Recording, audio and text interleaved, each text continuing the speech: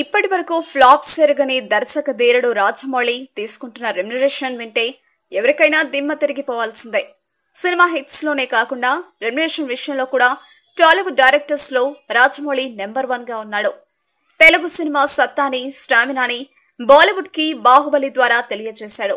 ప్రపంచవ్యాప్తంగా 650 కోట్లను వసూలు చేసిన బాహుబలిని చూసి బాలీవుడ్ షేక్ అయింది. ఇక ఈ సినిమా కలెక్షన్ల లాగే రాజమౌళి కూడా బాహుబలి మొదటి భాగానికి 30 కోట్ల భారీ రెమ్యునరేషన్ తీసుకున్నాడు. బాహుబలికి వచ్చిన కలెక్షన్లతో ఇప్పుడు బాహుబలి 2 బిజినెస్ భారీగా జరుగుతోంది. ఇక ఈ సినిమాకి రాజమౌళి తీసుకుంటున్న రెమ్యునరేషన్ టాలీవుడ్ లో హాట్ టాపిక్ గా మారింది.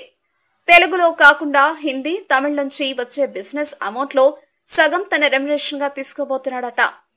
అందుకు నిర్మాతలు కూడా అంగీకరించినట్టు టాక్ వినిపిస్తుంది.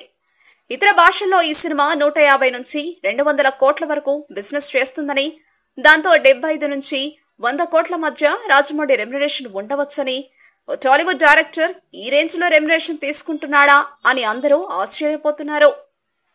మా వీడియోస్ మీకు నచ్చినట్లయితే లైక్, షేర్, సబ్స్క్రైబ్ చేయండి.